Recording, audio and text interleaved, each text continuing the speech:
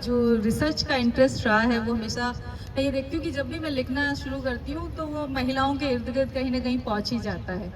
और मेरे को एक बार किसी ने पूछा, इवन प्रोफेसर महाजन ने ही मेरे को बोला कि तुम्हारा रिसर्च इंटरेस्ट क्या है। उससे पहले कभी मैंने उस पर गौर करने की कोशिश नहीं की थी। फिर मैंने अपने सारे आर्टिकल्स उठाए तो मैंने देखा कि इसमें कॉमन क्या है। तो कॉमन जो मुझे मिला वो जेंडर मिला। तो जेंडर में भी स्पेसिफिक क्या है, तो मैंने ये देखा कि मैं जेंडर और पॉलिटिक्स के बारे में ज़्यादा बात कर रही हूँ। तो जब मेरे पास इनविटेशन आया था तो मैंने यही कहा कि बेहतर है कि जिसमें मेरा सबसे ज़्यादा मैंने काम किया है मैं उसी के बारे में बात करूँ। और रिसेंटली मैंने एक पेपर लिखा था जो मैंने प्रेजेंट किया था एसओएस यूनिवर्सिटी लंदन के अंदर, वो पब्लिश भी हुआ, जिसमें मैंने बात की थी कि किस तरीके से हिंदुस्तान की महिलाओं के जो सवाल हैं वो भारतीय राजनीति में उठे। तो हमेशा महिलाओं की भागीदारी की बात की जाती है। मैं हमेशा देखती हूँ कि संसद में भी बोलते हैं कि महिलाओं की भागीदारी, पर मुझे इस शब्द से ऐतराज है। मैं भागीदारी की बात नहीं करती, मैं हिस्सेदारी की बात करती हूँ। तो ये शब्द को बदलने की ज़रूरत है, तभी महिलाओं के साथ वास्तविक जस्टिस हो सकता है। तो अगर हम बात करें भारतीय राजनीति में महिलाओं की, चूँकि मेरा मॉडर्न इंडिया में स्पेशलाइजेशन है, तो मॉडर्न इंडिया से मैं शुरू करती हूँ, जहाँ पे हम देखते हैं कि 19वीं सेंचुरी में जब सोशल रिफॉर्म मूवमेंट्स आता है, उसके साथ ही महिलाओं के बारे में सब जो है उनके अधिकारों के बारे में, उनके प्रति न्याय के बारे में बहुत सारे सवाल उठते हैं। सावित्रीबाई फुले का नाम आया, जिनका बहुत बड़ा रोल है महिला शिक्षा के अंदर, और बहुत सारे लोग थे जिन्होंने अलग अलग जो सामाजिक कुरीतियाँ थी उनके बारे में बात की। और ये हम देखते हैं कि उस समय का जो बातें उठ रही थी वो सोशल रिफॉर्म को लेकर के थी, वो हिस्सेदारी या पार्टिसिपेशन को लेकर के नहीं थी। और शायद उस समय वो सवाल ज़्यादा ज़रूरी भी थे। हालांकि अभी हमारी जो वक्ता, मतलब हमारी एंकर कर रही हैं, सूत्रधार हैं, उन्होंने नाम लिया उमा चक्रवर्ती जी का, तो मुझे एकदम से ख्याल आया कि उमा चक्रवर्ती जी अपनी किताब जो उन्होंने पंडित रमाबाई के बारे में लिखी है, उस किताब में वो साफ कहती हैं कि ये वुमेन एम्पावरमेंट के लिए नहीं हो रहा था, वो ये इसलिए हो रहा था कि जो पुरुष थे उनका जो पत्नियों को लेकर के जो उनका जो कहते हैं ना क्राइटेरिया होता है कि पत्नी कैसी होनी चाहिए, वो बदल रहा था। तो पहले जो क्राइटेरिया था पत्नी के लिए, वो पढ़े लिखे पतियों की का जो क्राइटेरिया है अब वो नया हो चुका था, और उसमें पुरानी पत्नियां ढल नहीं पा रही थी। तो वो ये कह रही हैं कि पुरानी पेट्रियार्की से नई पेट्रियार्की की तरफ जा रहे हो, यानी आप ब्राह्मिकल पेट्रियार्की से आप जो है विक्टोरियन पेट्रियार्की की तरफ जा रहे हो, उसमें कुछ बदल नहीं रहा है। ये एक नज़रिया है उस समय के बदलाव को देखने का। पर फिर भी मैं ये कहती हूँ कि उस समय जो कुछ हुआ, उसने एक नई महिला को जन्म दिया जो पढ़ी लिखी थी, जो अपने अधिकारों के प्रति अवेयर थी, और जो सामाजिक जीवन में भागीदारी करने को इच्छुक थी।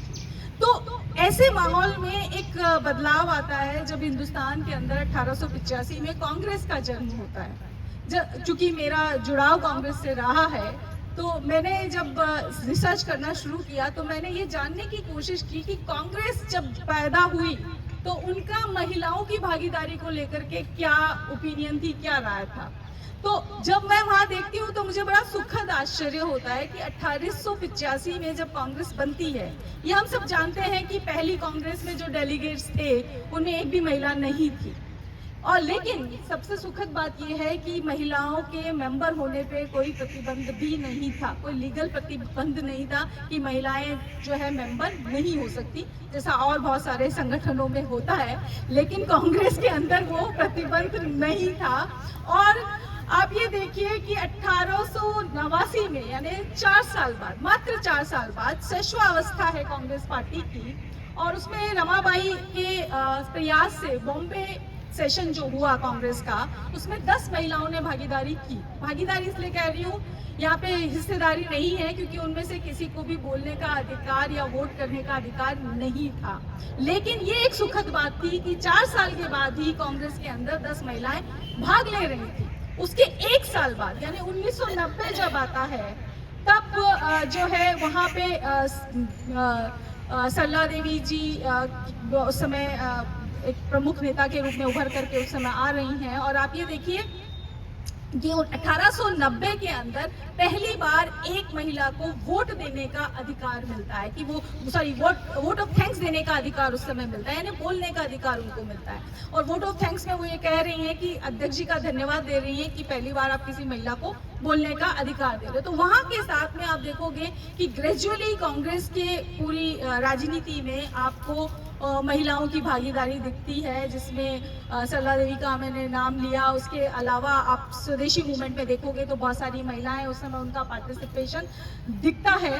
और आप ये देखिए कि इस समय एक और महिला है जो फुल टाइम पॉलिटिशियन के तौर पे उभर रही है, पहली ऐसी महिला कांग्रेस के अंदर, और जिनका नाम है सरोजनी नायडू। सरोजनी नायडू पहली ऐसी विमेन थी जिन्होंने पॉलिटिक्स को एक फुल टाइम अपना जॉब बनाया। 1906 में उन्होंने कांग्रेस सेशन को एड्रेस किया। फिर आप 1909 में उन्होंने एक रेजुलेशन जो है वो हिंदू विडोज के राइट्स को लेकर के एक रेजुलेशन जो है उन्होंने सेशन के अंदर रखा। उसके बाद आप ये देखिए 1913 में वो एम्बेसडर बन के गई मुस्लिम लीग के सेशन के अंदर, हिंदू मुस्लिम एकता का एम्बेसडर बन के गई और वहाँ एड्रेस किया। 1915 में जो है फिर आप देखते हो कि उन्होंने एक वो डेलीगेट बनी, आपके जो आपका आज का जो यूपी है, यूनाइटेड प्रोविंसेस उस समय कहलाता था, वहाँ से डेलीगेट चुन करके कांग्रेस सेशन के अंदर जाती हैं और उनको वोट देने का भी अधिकार मिलता है और बॉम्बे सेशन के अंदर वो पार्टिसिपेट करती हैं। 1916 में फिर से वो कांग्रेस सेशन में जो है रेजुलेशन के फेवर में जो है बात करती हैं। इसी समय एक और महिला है जिनके बारे में हम सब जानते हैं, एनी बेसेंट, जो पहली महिला अध्यक्ष बनी कांग्रेस पार्टी की। और उनके समय में जो सबसे महत्वपूर्ण चीज हुई वो ये हुई कि 1917 के अंदर आप देखो पहली बार सरोजनी नायडू के नेतृत्व में एक डेलीगेशन जाता है और ब्रिटिश गवर्नमेंट से ये डिमांड करता है कि महिलाओं को उन्हीं शर्तों पे वोटिंग राइट मिलना चाहिए जिन शर्तों पे जो है पुरुषों को मिला हुआ है। अभी ये वही समय है जब लंदन मतलब यूके के अंदर भी आपका जो है सफोकेट मूवमेंट चल रहा है वोटिंग राइट्स के लिए, महिलाएं वहां पे भी लड़ाई लड़ रही हैं। तो हिंदुस्तान के अंदर भी उस समय आप ये देखिए भारत में भी महिलाएं अपने वोटिंग राइट के लिए बात कर रही हैं। हम ये देखते हैं कि 1917 में उन्होंने वोट अधिकार मांगा, लेकिन 1919 के जो आपका एक्ट आता है उसमें हमें वोटिंग राइट नहीं मिला। पर यहाँ पे एक अच्छी बात है कि उस समय 2 सेशन के अंदर यही बात रखी गई। एक तो एक स्पेशल सेशन हुआ 1918 के अंदर बॉम्बे के अंदर, जिसमें 5000 डेलीगेट थे और जिसमें ये प्रस्ताव रखा गया कि महिलाओं को उसी शर्तों पे वोटिंग राइट मिलना चाहिए जिस शर्तों पे पुरुषों को मिला हुआ है। और उस समय जब वोट होते हैं तो 75% वोट फेवर में पड़ता है। और उसके अगले साल जब कांग्रेस का 33rd सेशन होता है तब एक यूनानिमसली इस बात को मान लिया जाता है कि महिलाओं को उसी आधार पर वोट देने का अधिकार मिलना चाहिए जिस आधार पर पुरुषों को मिला हुआ है। तो यहाँ एक ये अच्छी बात है कि उस समय की जो भी लीडरशिप थी, नेशनलिस्ट लीडर थे, वो महिलाओं के राजनीतिक अधिकार के समर्थक दिख रहे थे। ये एक अच्छी बात थी कि महिलाएं तो मांग रही थी लेकिन उस समय के नेशनलिस्ट लीडर भी उसको सपोर्ट कर रहे थे। इसके बाद जो सबसे इंटरेस्टिंग दौर आता है वो गांधी का आता है और हम देखते हैं कि 1920 का असहयोग आंदोलन, उसके बाद का असंवैधानिक आंदोलन, हम लोगों ने बहुत पढ़ा है इनके बारे में। लेकिन इसमें सबसे अच्छी बात है कि विमेन पार्टिसिपेशन बहुत था। हजारों महिलाएं जो है वो जेल भी गई और उसी का परिणाम आप ये देखते हो कि 1925 में पहली भारतीय महिला के रूप में सरोजिनी नायडू जो है वो अध्यक्ष बनती है। अब यहाँ पे 1925 क्यों महत्वपूर्ण लगता है मुझे? इसलिए महत्वपूर्ण लगता है कि 1925 में जब हिंदुस्तान के अंदर, भारत के अंदर एक राष्ट्रीय पार्टी की राष्ट्रीय अध्यक्ष महिला बन रही है, उसका कंपैरिजन जब मैं जाकर के ब्रिटेन और अमेरिका की प्रोग्रेसिव पार्टी से करती हूँ, ब्रिटेन में आप लेबर पार्टी ले लीजिए, अमेरिका में डेमोक्रेटिक पार्टी ले लीजिए, और ये वो लोग हैं जिन्होंने अपने आप को डेमोक्रेसी का चैंपियन मान रखा था और उसके नाम पे उन्होंने 1914 में पहला विश्व युद्ध भी लड़ लिया था। वहां पे महिलाओं को नेतृत्व करने का अधिकार नहीं था 1925 में, जब भारत के अंदर पहली भारतीय महिला कांग्रेस पार्टी की राष्ट्रीय अध्यक्ष बनती है। और ये इसलिए संभव हो पाया, मुझे लगता है कि गांधी की ऐसी एक सोच रही। इसके बाद में भी आप ये देखो कि 1928 में साइमन कमीशन हम सब जानते हैं बाइकॉट हुआ था। उस बाइकॉट के बावजूद इनसे भी एक डेलीगेशन मिला जिन्होंने फिर से महिलाओं के लिए वोटिंग राइट की और इवन रिजर्वेशन की भी बात की कि महिलाओं को जो है रिजर्वेशन मिलना चाहिए। वो रिजर्वेशन जो आज तक हमें पोस्ट डेटेड चेक के रूप में हमें मिला हुआ है, वो कब चेक बाउंस होगा कि वो फुलफिल होगा, वी नेवर नो। बट अभी भी हम ये कह नहीं सकते, मतलब थ्योरेटिकली मिला है लेकिन प्रैक्टिकली अभी भी हमें मिला नहीं है। उस रिजर्वेशन की बात 1928 में हुई और आप ये देखिए सिर्फ 1928 में ही नहीं होती है, 1931 में जो दूसरा गोलमेज सम्मेलन है, ये गांधी का कोट मुझे बड़ा पसंद है। उस 1931 के दूसरे गोलमेज सम्मेलन में गांधी को जो है मिसेस भैया, मैं शायद हो सकता प्रोनाउंस गलत कर रही हूँ, वो एक सवाल करती हैं और वो कहती हैं कि अगर मान लीजिए कि किसी लेजिस्लेचर में महिलाएं चुन करके नहीं आएंगी तो क्या आप उनके नॉमिनेशन का समर्थन करेंगे? और गांधी का जो जवाब है वो ये कहते हैं कि I will boycott any legislature which does not have a fair share of women member. मैं ऐसी किसी भी विधायिका का बहिष्कार करना चाहूंगा जिसमें महिलाओं को फेयर शेयर ना मिला, उनकी बराबर की हिस्सेदारी ना हो। तो गांधी जो कि उस समय के कांग्रेस के नेतृत्व थे, उनके अगर ऐसे विचार थे तो ऑब्वियसली उस समय जो भी महिला लीडरशिप रही होगी उनको प्रमोशन का पूरा मौका भी मिला होगा।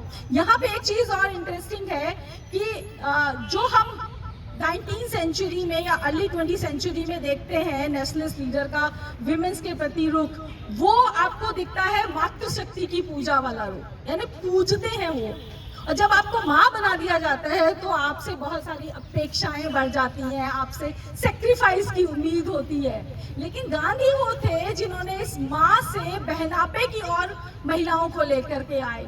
और बहनापा इसलिए महत्वपूर्ण है क्योंकि भाई और बहन में एक बराबरी का रिश्ता होता है। बहनें आपसे झगड़ सकती हैं, अपने अधिकारों के लिए आपसे लड़ सकती हैं, माँ नहीं लड़ सकती। तो वो जो रूप उन्होंने आगे पेश किया उसने भी महिलाओं को आगे बढ़ने में योगदान दिया। और आप ये देखिए कि भले ही साइमन कमीशन ने ना माना हो महिलाओं के लिए रिजर्वेशन को या उनके वोटिंग को, लेकिन आप ये देखिए कि 1933 में फिर से एक महिला कांग्रेस पार्टी की अध्यक्ष बनती है, नलिनी सेन गुप्ता।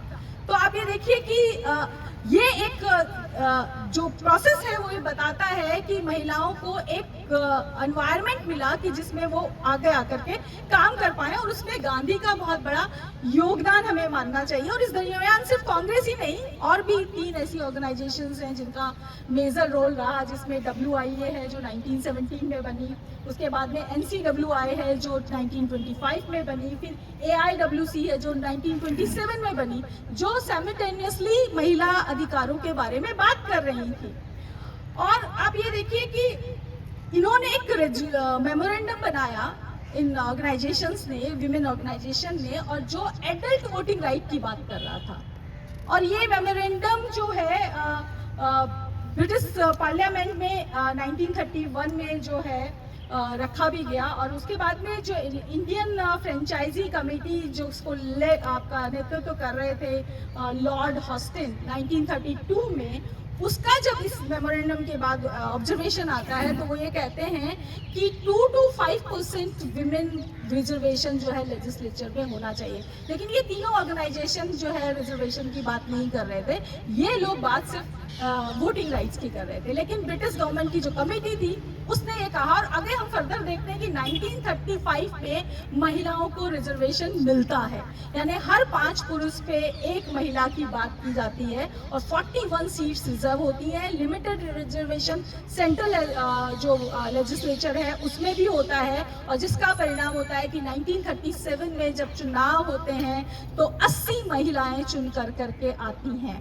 तो ये एक बहुत बड़ा नंबर था उस समय का कि जब 80 महिलाओं को जो है लेजिस्लेचर में आने का मौका मिलता है। अब सवाल ये है कि हम ये कह रहे हैं कि आज भी हमें रिजर्वेशन नहीं मिला और 1935 में हमें रिजर्वेशन मिल गया था, तो ऐसा क्या हुआ कि संविधान के अंदर वो रिजर्वेशन कंटिन्यू नहीं हुआ? ये एक अपने आप में सवाल होना चाहिए दिमाग में।